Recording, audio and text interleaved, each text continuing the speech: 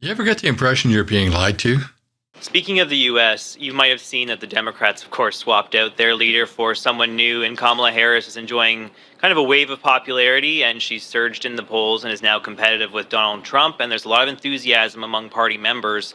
Have you taken anything away from that for the Canadian example? Does that give you pause and make you think maybe we should do something here and swap out Trudeau and go for somebody who could revive the Liberal Party fortunes here?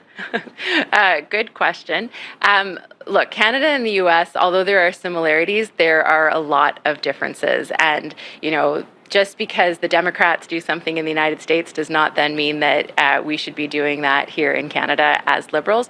What I do think is that progressive voters are looking for that continued hope, right? That continued ability to make progress, advance how we are building a inclusive and progressive society and economy. And I think, what our job as Liberals is to demonstrate to Canadians that that's the path that we're on, and that's the path that we must continue on, because we do face headwinds from, to be honest, some pretty extreme right-wing views in our own country right now. That's because you are.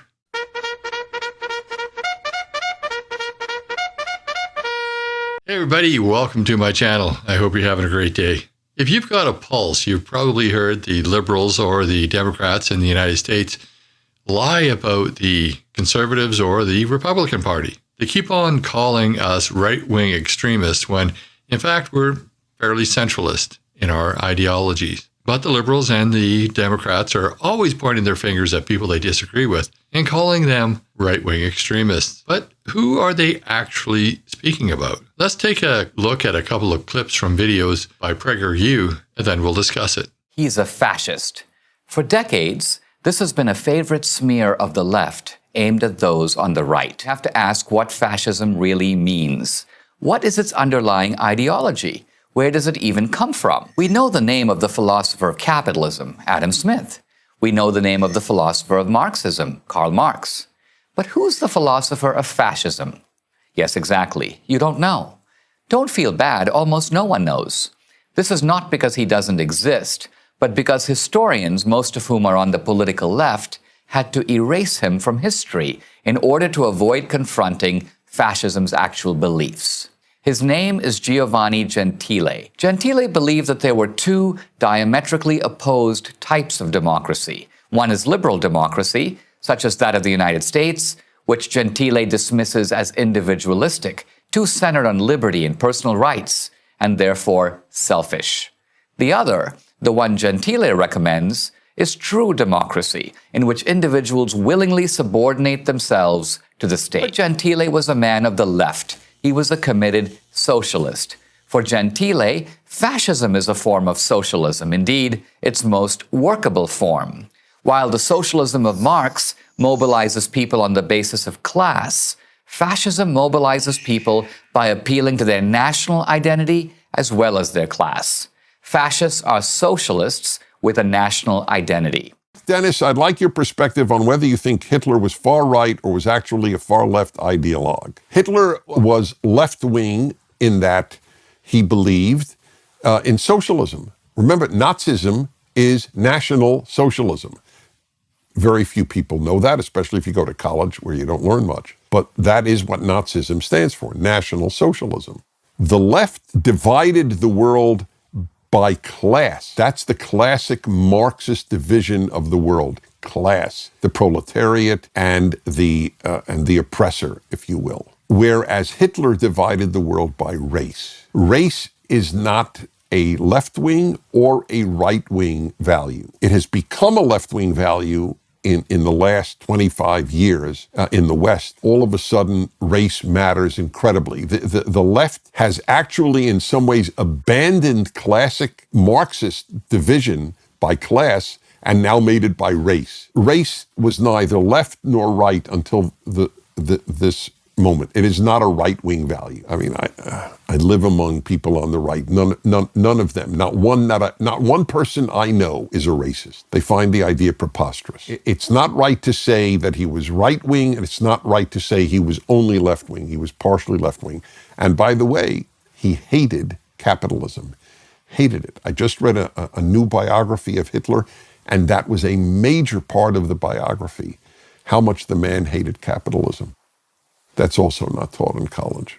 As you can see, the left wants to disown a large part of their history and blame everything bad on the right. But what exactly is the right? The philosophy of having a political left or right is not even 100 years old in the West. And by the West, I mean the actual West, the Western Hemisphere, the Americas. But I should probably refine that a little bit to Northwest because I can't really speak to Central and South America. But putting that aside, the concept of a left or right political dichotomy started really around World War II. And I believe it was actually after World War II that it came into being popular in the West. But about 75 years prior to that, it was being used in Europe after the French Revolution. You see, in France, after the French Revolution, there were a lot of representatives in the new French Parliament, and the Speaker had to have some way of organizing the House in order to make it easier to count the votes. I'm not sure how they decided on this, but the solution was to put everybody who was traditional, who wanted small government, who believed in individual freedoms and individual accountability, they seated those people to the right of the Speaker. And everybody who was progressive in nature, who wanted a large government and a lot of interference of government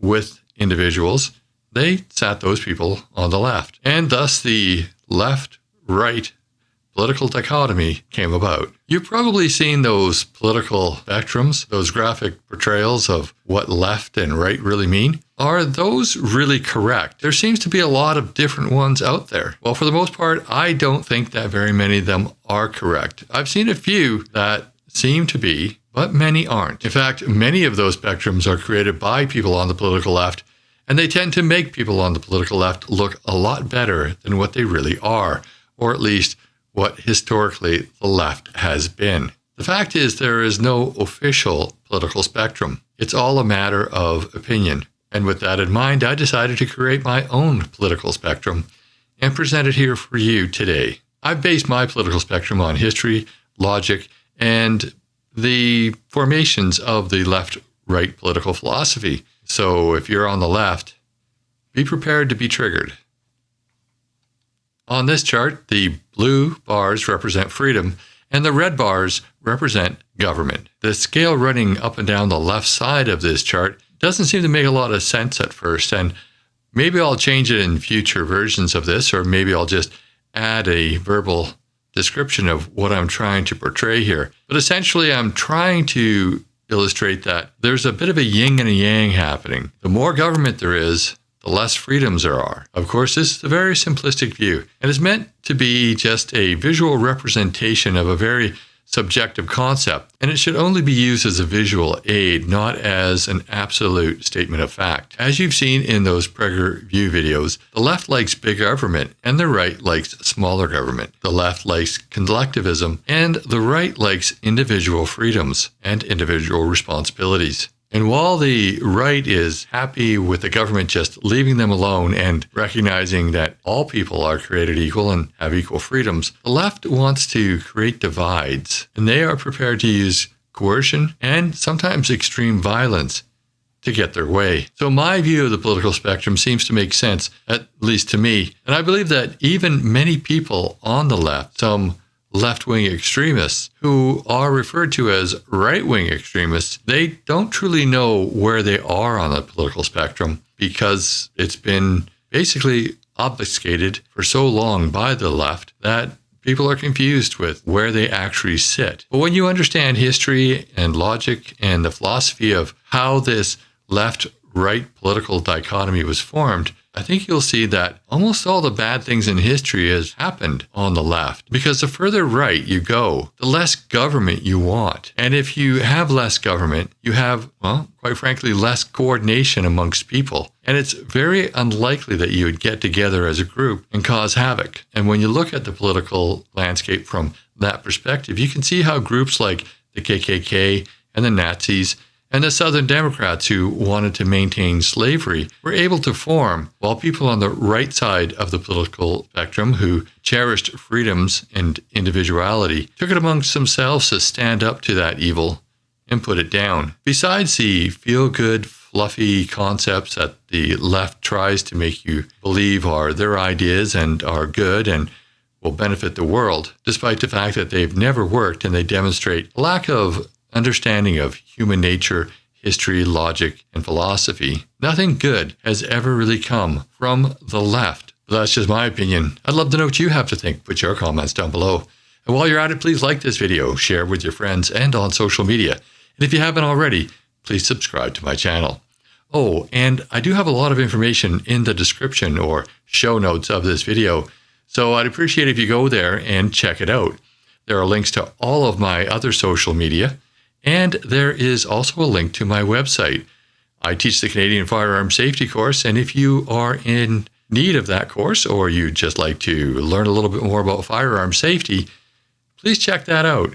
If you're on Vancouver Island or will be, you can contact me through that website and I can teach you that course. I have my own classroom now, and I also travel when groups are large enough and the travel is reasonable. Thanks for watching, and I'll see you in the next video.